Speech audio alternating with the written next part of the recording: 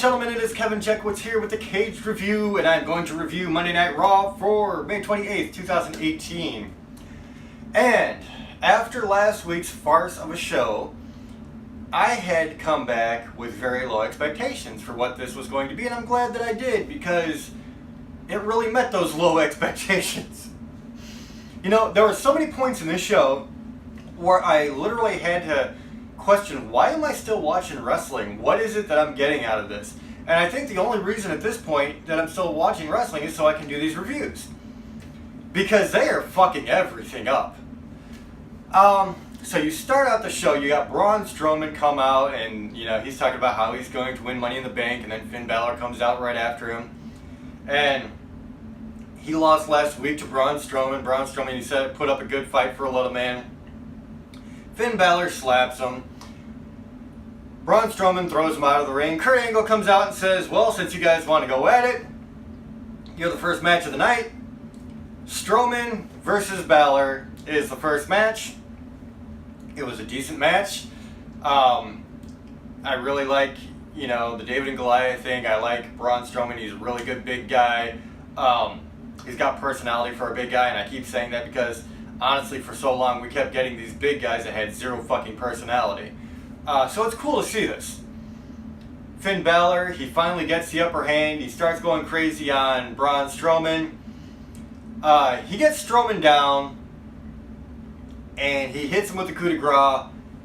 He gets up to the top rope to hit him with a second coup de grace, and Kevin Owens is there to meet him. Kevin Owens has been on commentary the whole time, talking trash to both Braun Strowman and Finn Balor, and hits Finn Balor, causing the disqualification. So Strowman wins.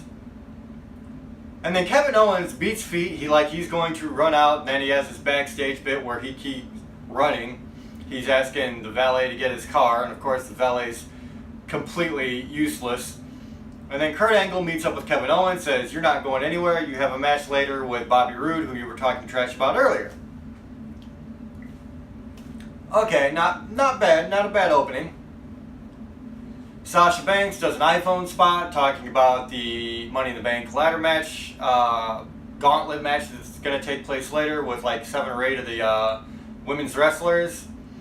And, I mean, the iPhone thing, I don't know how I feel about it. I don't feel completely terrible when they don't have the writing, when it's just an interview spot on an iPhone. That's okay. They're usually short, sweet, to the point, no fluff.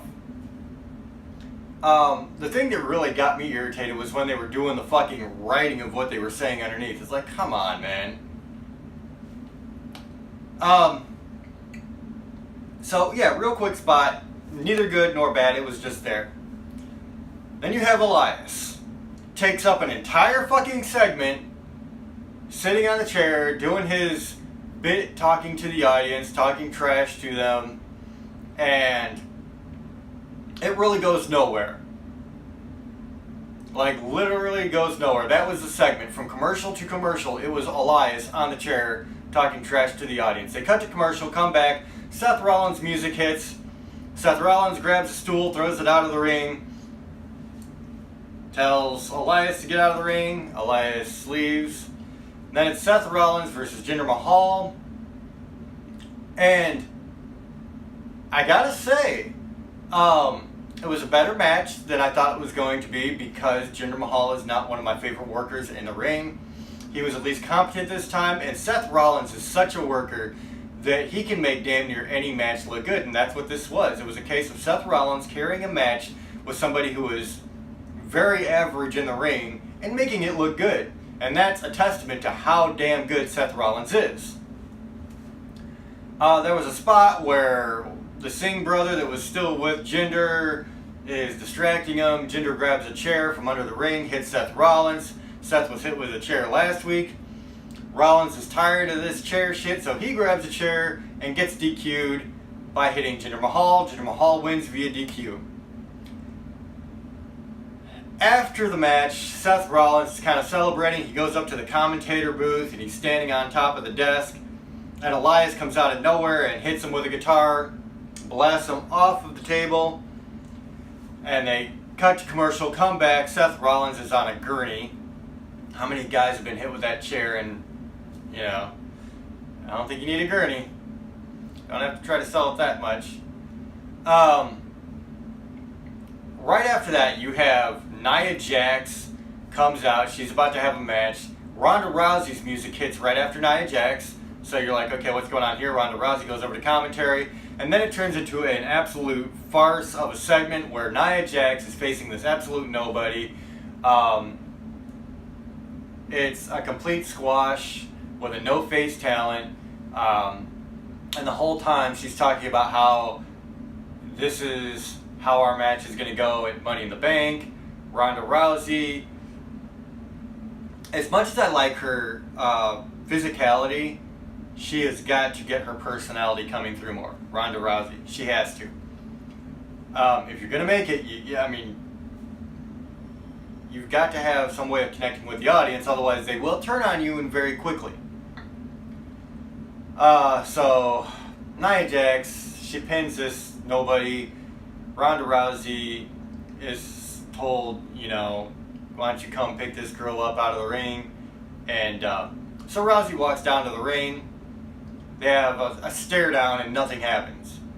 And I've said from the beginning that this is a complete waste of talent. You have literally the biggest name that you've added to the WWE roster in quite some time, and her first matches is against a girl that cannot fucking wrestle. Cannot wrestle. You have to make Ronda Rousey look good and be able to think on her feet in a match with somebody who can't wrestle and can't think on her feet. So I have a really, really bad feeling about this Money in the Bank match.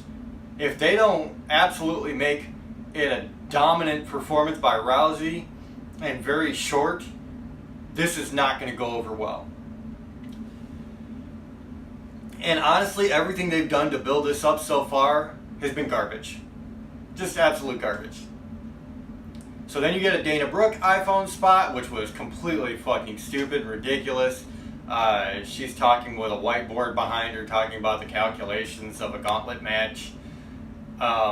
Just terrible.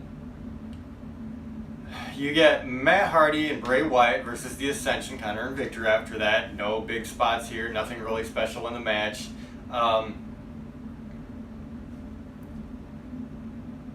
Bray Wyatt and Matt Hardy have unfortunately become very cartoonish in this gimmick. I think that the original idea for the Broken Woken Matt Hardy was something much better than what they're doing now. And kind of makes me sad to see, because I'm a big fan of Matt Hardy. I was a big fan of the Broken Matt Hardy. I'm a big fan of Bray Wyatt when it comes to his promos. And like I said, I think it's just become cartoonish. So, of course, Bray Wyatt and Matt Hardy are going to go with Ascension, because the Ascension haven't done a damn thing lately. Feeding jobbers. Then you have the whole Riot Squad with an iPhone spot saying how one of them is going to win because they fight as a pack. Didn't work for me. Bobby Roode versus Kevin Owens is the next match. This is the match Kurt Angle made because Kevin Owens was talking mess about Bobby Roode earlier in the show. Again, no real standouts in this match. I mean, these matches are just kind of like these guys are going through the motions at this point.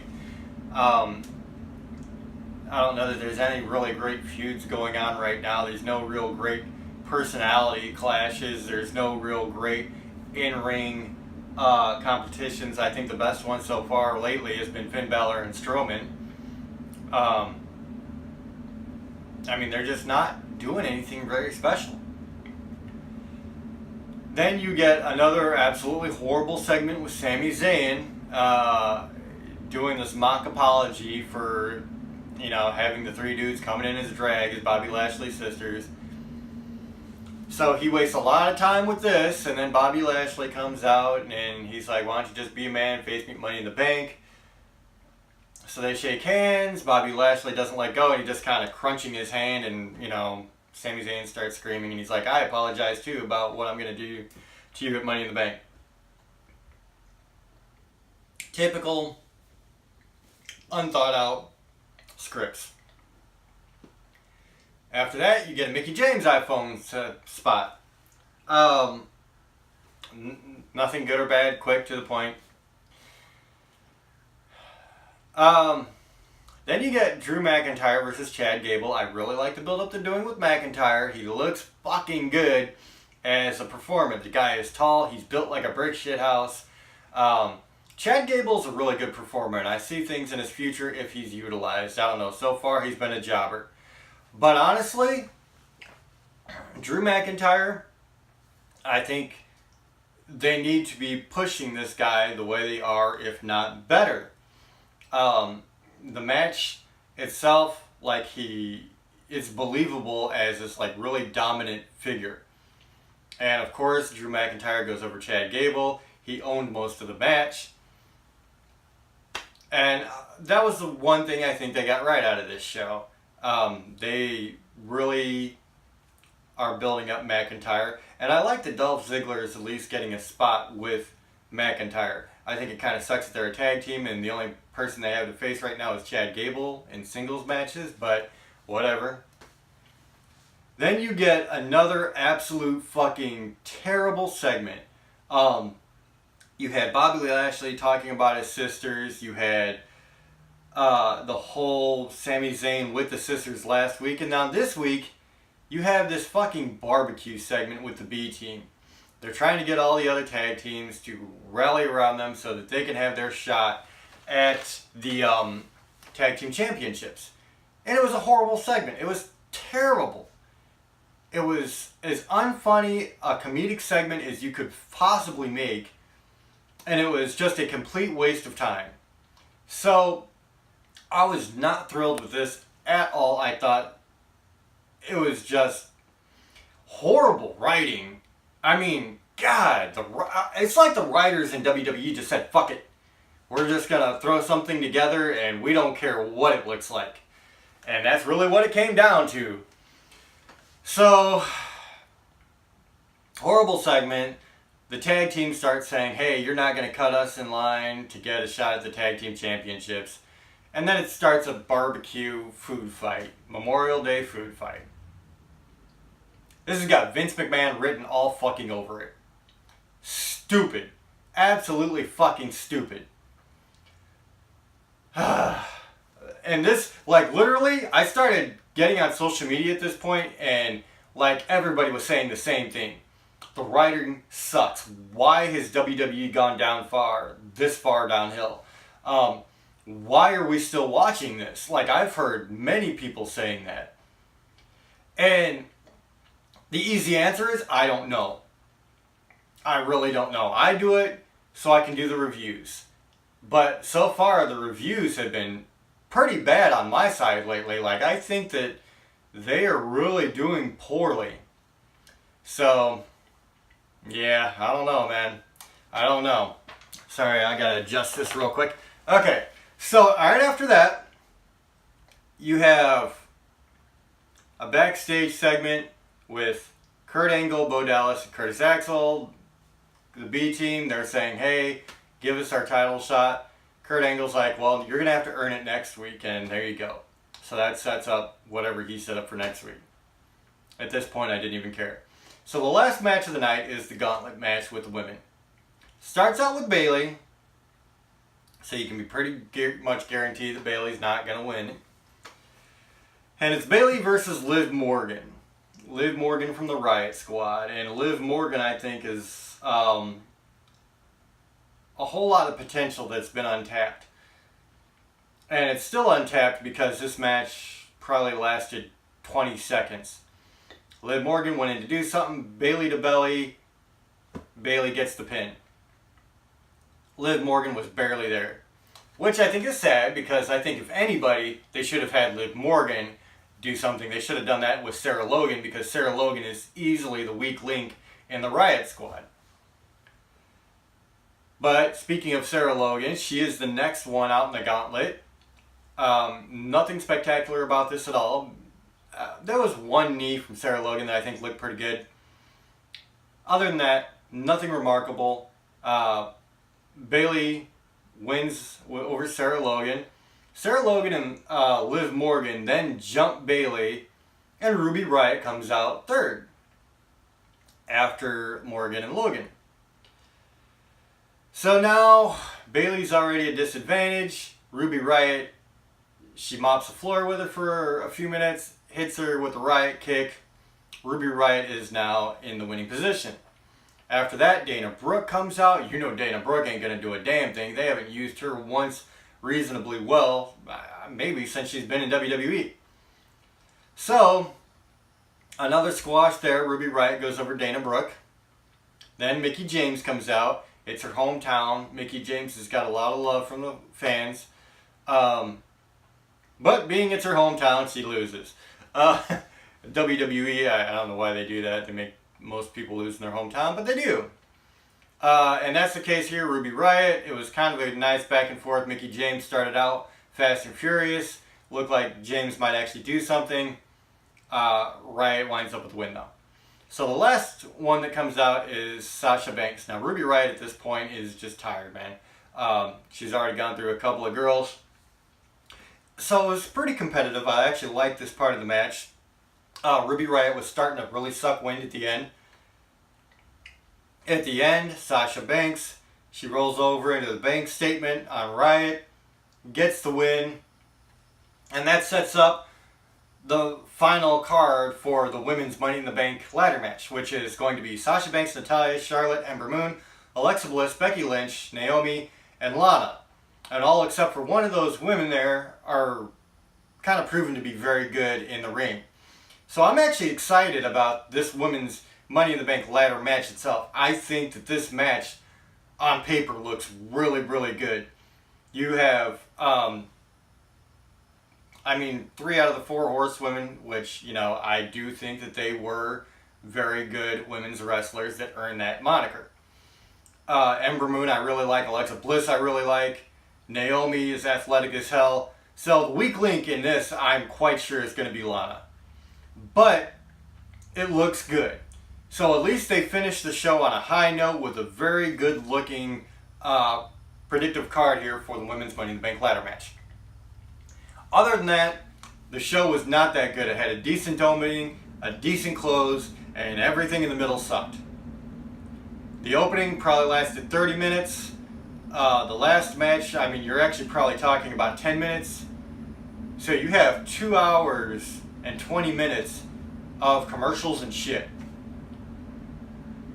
So, I think I'm going to give this the same... Well, I'm going to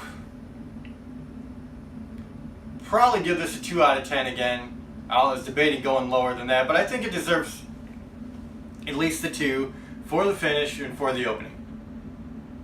So yeah, I'll stick with the same grade that I gave last week. So we'll give it a 2 out of 10.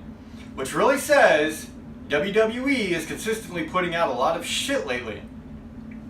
They've got to figure this out. They are losing viewers. I guarantee it. At this point, after the last 3 weeks, I guarantee there are people that have just said, fuck it, I'm not watching this anymore. I would have been one of them, quite frankly. Like, after the Bobby Lashley sisters promo, the Sami Zayn Bobby Lashley sister segment, the barbecue in this one, honestly, Ronda Rousey and Nia Jax, I'm just not a fan. I'm not a fan of what I'm watching anymore. And it's sad because it used to be such a cool thing. It used to be such a great time to kick back and watch wrestling. Now, it's a joke. It's just terrible. So, ladies and gentlemen, let me know what you think in the comments. Do you think 2 out of 10 is being harsh, or do you think it's being overly nice? I know there are a lot of fans that are very unhappy with the product lately, I being one of them. So yeah, give me some feedback. Let me know what your thoughts are. And if you enjoyed the review, hit the like button, subscribe, and share. My name is Kevin Jackwitz. Kaged Nation out.